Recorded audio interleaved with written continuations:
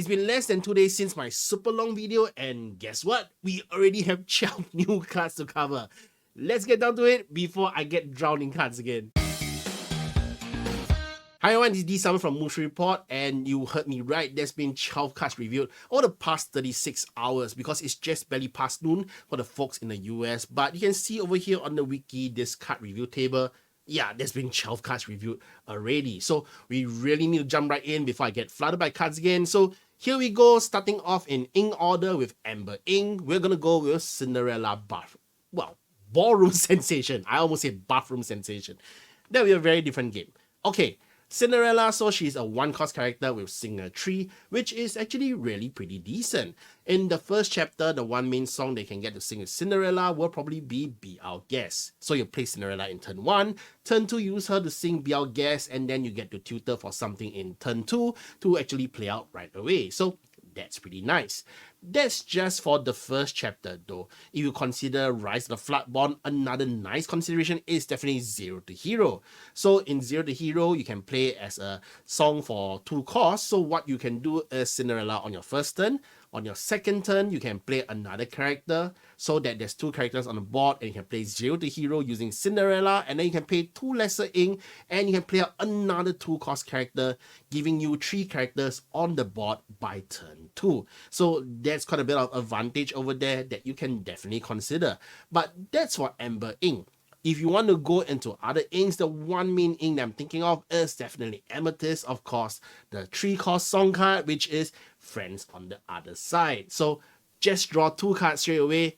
Really nice card to straight away just, get off on your turn 2 to actually combine with. So Amber Amethyst maybe, because another card you can think about is definitely Gruesome and Grim, because this is a 3-cost card that you can sing with, which is play a character with cost 4 or less, you can rush and you can banish them. So if let's say you're starting second, your opponent will already have maybe a first turn character that is already exerted from questing probably. So what you can do is on your turn 2, okay, have your Cinderella sing Gruesome and Grim, play a 4-cost character, maybe Merlin Rabbit, hopefully it's still big enough to take out a 1-cost character, and yeah, just take out the character. Meanwhile, Merlin Rabbit gives you 2-card draw, so that's actually pretty good.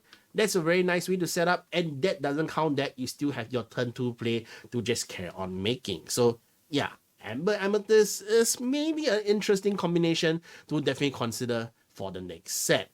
Okay, so that is Cinderella. Moving on, that was the only Amber Ink card we got. We have Cheshire Cat from the Shadow. So this is a Floodborn character. So he is cost 8 with a shift 5. So that reduces 3 costs. And he has evasive with 5-6 stats. So actually that's really good. It's even stronger stats than Mickey Mouse Brave Little Tailor. And he has a nice ability also when he exerts, you can banish a chosen damage character. So this is actually a pretty nice ability. He doesn't have that much lore count. I kind of wish that he had at least 3 lore, because for 8-cost character, yeah, maybe a bit low, but you're going to be playing him by turn 5, and he has a nice ability to just banish a chosen damage character, which if you're playing in the right deck, for example Emerald Steel, where you can play, say, Grab Your Swords, Hans, many ways that you can just damage your opponent's characters, then your Cheshire Cat Jinchis come in and just keep on taking out characters, and you can even do it every single turn. So if you have a way to just ping for damage, yeah, you have a nice way to just destroy and banish your opponent's characters for free every single turn. So this is definitely a pretty nice card to consider for the Emerald Steel deck. Moving on, we have Flynn Rider, his own biggest fan. This card just came out on the Disney Lorcana site, and yeah, I think this is a really interesting card because he's a Floodborn that shift 2, so you can play him by turn 2. But will you really want to play him by turn 2? I don't think so, because not only does he have evasive, he has one ability, which is this character gets -1 lore for every card in your opponent's hand. So you really want to discard your opponent's hand, and if you're going to play this card by turn 2, well, your opponent is still going to have tons of hand left, and he's not going to be able to really generate any lore for you. But is it really strong? I do think so, because if you by turn 2, you can play a 4-cost character that's evasive. That might be something that it's gonna be hard to take out. But of course, do take note that there's cards now like Cruella de Vil, and we also have another one for Steel that I'll be showing later on.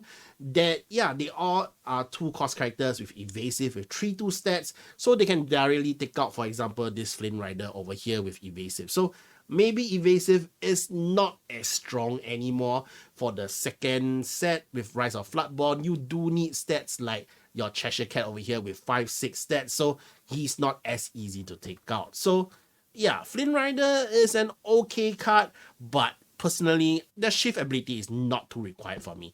I'll just play as a surprise card after I've used something like Bell Hidden Archer to take out all my opponent's hand. Then yeah, I bring on the Flynn Rider at that time to just quest for 4 and just seal off the game. So yeah, that might be a better play, which means, yeah, you don't really need the shift ability for him to be that effective. So yes, moving on. Next card, we have the Queen Disguise Beggar. I hope I translated that correctly. And yeah, this is the pretty much the best card out of these 12 cards that I reviewed today. Because when she exerts, you can choose and discard a character card and can gain law equal to the law on the character that was discarded. Which means, guess what? You can discard the Flynn Rider from earlier on. It actually shows 4 law on there. So what you're gonna have is a 3-cost character queen that can exert for 4 law. That's pretty nuts. You can actually gain law really quickly. Can you imagine by turn 4 you're gathering 4 law and your opponent can't take out this queen, then you could possibly keep on generating a lot of law. And in the right deck, again, with considerations of Prince John, a whole new world, say with the Emerald Steel deck, you're gonna have tons of cards in your hand that you can easily discard off. Then yeah, the queen will easily generate you law very, very quickly, and she's gonna be a threat that your opponent really needs to take out fast. So the Queen Disguise Beggar is the best card out of these 12 that is definitely shown this time around. Okay, moving on. Costco Wanted Llama. Amethyst card. So when this character is banished, you may draw a card. So pretty simple effect. I think his ability is okay because you think about it, this is kind of like a Maleficent Sorcerer, which is a 3-cost character with 2/2 stats, and you draw a card when she's played. This one is a 2-cost character with 1/2 stats. You draw a card when this card is banished. So you don't get a card draw straight away, but hey, you don't really need to worry about it. This is one of those nice cards that your opponent is incentivized to kind of keep the Cusco alive because they don't want you to get a card draw that quickly, which means that if Cusco can stay alive, you can keep on exerting to get your law really fast. So that's the thought for it, but then again, it's 1 law. Is it that effective? I think he might play out well in an Amethyst Emerald deck, which doesn't really have that many great 2-cost characters as of the first chapter. So yeah, maybe he can be actually slotted in for a 2-cost for Amethyst Emerald. Moving on. Cruella de Vil, Perfectly Wretched. So this is for Sapphire Ink, which as we all know, there's a Cruella de Vil that's 2-cost with 3/2 stats and evasive for Sapphire Ink that came out recently. And then now there's a shift character, a Floodborn, for Cruella de Vil. You can shift into her in turn 3, presumably after you play that first Cruella de Vil Fashionable Cruiser.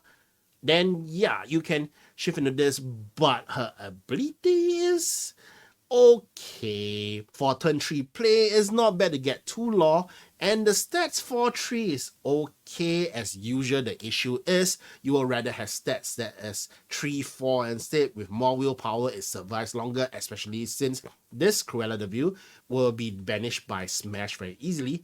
And yeah, that's the idea. As for the other ability, where you get to reduce one opponent's character by -2 strength, that reminds me of Aurora Briar Rose. So yeah, something they can get used every single turn might actually be not bad. But would I play her over evasive Cruella de Vil on turn 3? It might work out well if as a Rise of Floodborn, everybody gets to do a little bit more challenging, and then characters just have a lot of big stats. Then yeah, maybe this Cruella de Vil will work out. But for now, I'll say this kind of depends on what's the meta like. Otherwise, I don't think I'll see her in play that much. Moving on, our logical speaker, we have a 1-cost 2/2 character. So yes, right after Chip, we now have Owl, as the 1 cost 2/2 character. Are we getting another set of all this for every single ink count? I kinda hope not, because we don't really need that many, but technically speaking, this our logical speaker would qualify you to get extra points in your Lorcana league, because if you actually play Winnie the Pooh and 2 other friends, I believe you'll get extra points. So our would qualify you for that. But yeah, that's pretty much all I can actually say. We don't really need extra 1 cost 2/2 characters in my opinion, unless there's something that helps you kind of like, say for example, bring out more 1 cost characters from your deck out. If they're on the top of your deck, maybe, then yeah, then I would like more of those. It's only in that kind of situation. Moving on, we have Nothing to Hide, which is another really nice card for the Sapphire Ink. If I was still doing my rating cards, I would be saying that this is definitely a S tier card, because I definitely think that everybody will be playing this card. Maybe not at 4 copies per deck, but I'll think that it definitely you'll want to fit in a couple copies at least, because at 1 cost it just helps you to reduce your deck size by 1. You get to draw a card, so it kind of replaces itself, but at the same time you get to actually check your opponent's hand. Is that useful? I think it's useful in the mid to more late game, where your opponent has lesser card choices in hand left, and so his plays are a bit more limited.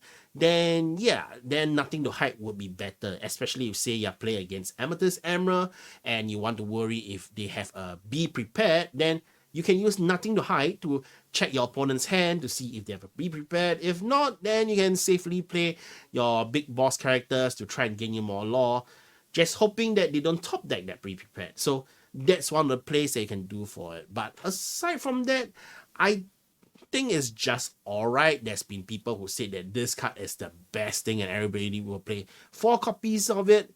Everybody has different styles of playing deck and different ways of valuing a card. I think that this card is definitely very good, that you'll definitely want to play at least a couple of copies of it, because I think this is a great card in the mid game where choices are more limited. But in the early game where I want to play this on turn 1 straight away just to see what they're playing, I think it's alright. It's useful to a certain extent to plan the moves, but I would say that I would much rather be playing a character on turn 1, an owl perhaps, to just secure my early game, to actually make sure that my opponent doesn't take control of the board that easily. So yeah, Nothing to Hide is a very nice card, definitely, for sure. Moving on, Raya Headstrong. Raya Headstrong just all the more makes me think that there's definitely a Raya Floodborn coming. So because there's very nice smaller Raya characters, which makes me think that there should be a Floodborn big boss Raya with a fantastic effect. But that's my thoughts for now. Talking about this Raya Headstrong, 3-cost character with 2/3 stats. Somehow a lot of these characters have 2/3 stats this time around, which all are going to be easily taken out by your Cruella de Vil. That's a 2-cost 3/2 character. Yep, we also have a Cheshire Cat for that, by the way. So yes, whenever this character banishes another character in a challenge, you may ready her and she can quest for the rest of this turn. So this is kind of like a smaller cost version of Scar that have the same ability, and yeah, that's about it. But I don't think it's that useful, simply because she's not really gonna survive to easily just take up more characters that way. I think this is interesting if only we need to see the Floodborn to decide whether this card will actually be played, but not at the moment. Next, moving on to Steel finally, is Jafar Dreadnought. So this is a shift character, 4 costs, that is shift 2, so it's really nice. And during your turn, whenever this character banishes another opponent's character, you may draw a card. Well, so how good is this?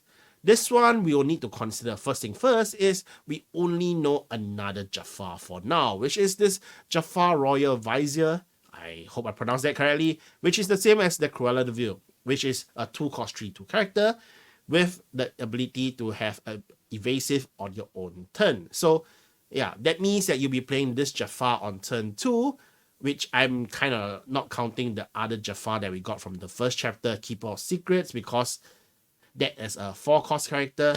So yes, Jafar Dreadnought. That means you're going to be actually shifting into him in turn 3 at the moment. So Is that useful? As a turn 3 character where you will be playing 3-4 stats, that's actually really strong. That's your vanilla stats like the wardrobe, they have 3-4 stats. So most probably Jafar Dreadnought would be able to take out an opponent's character. Just that hopefully you'll want to play something with bodyguard, for example, your Hercules True Hero perhaps, to protect this Jafar Dreadnought because he is not able to draw a card if he banishes an opponent's character in the opponent's turn. So you'll want Dreadnought to survive and hopefully take out another opponent's character to draw you 2 cards. So I think this is nice because Steel doesn't really have much of a draw engine. I'm not counting a whole new world because a whole new world is more of a combo play or a win more play. Because if you are not leading in the board at a time or you're not playing something special like Prince John, a whole new world is not really that useful if you're behind in the game or it's not something that you just want to play normally on curve. Jafar Dreadnought though is something that's really nice even if there's no 1-cost Jafar. As a turn 3 play at 3-4 stats, just taking out something and drawing a card, I think that's a really nice ability that definitely have a slot in a Steel deck. Last but not least is the Huntsman Reluctant Henchman. Whenever this character quests, you may draw a card, then choose and discard a card. So this ability is kind of a mixture of Yasma Alchemist versus Tinkerbell Tiny Tactician because you get to do the card draw, then choose and discard a card, but when you quest, which is not bad because on a 2-cost character, his 1-1 stats aren't that fantastic, but he's going to be generating you 2 lore. So you just need to use him 1 and that's it. Unless if you're playing something like your Hercules True Hero again, then you want your bodyguard to be there to protect him, and every turn he can actually help you filter through your deck while you're gaining 2 lore. That's actually not bad. I think the Huntsman Reluctant Henchman definitely might have a spot somewhere in the deck, but we need to see if there's better bodyguards that you will really want to consider playing into a deck for now. So yeah, that's all the 12 cards that we have for now. Then we currently know a total of 121 cards. So that's still about 83 cards left as of this video. Maybe more have been shown by the time I upload this. We actually have quite a few slots like you can see for Jafar, I was saying. Maybe you have a 1 in Jafar, or Cruella de Vil might have 1 more to justify having the Flood Bond there. So that's something that's really to be considered. For me, I'm still hoping for Mushu. There's a slot for him still in Ruby Ink. But if he's here, that means maybe he doesn't have a Flood Bond. So I don't know, maybe it's better if they put it in Amber Ink together with this Mulan Reflecting. So yeah, then we can actually have a Mushu, 2 copies maybe, with one of them having a Flood Bond. That's my hope. I still don't know if I'm going to be getting a Mushu in this set. I'm very hopeful, but hope is slowly, going thin. So yeah, that's the update I have for you guys for this set. Hope you enjoyed it. This is the 12 card review. And yeah, I might have to do another one of these tomorrow. Let's see how the card reviews keep coming. Alright, that's it from me. This is D Summon from Mushu Report, signing out.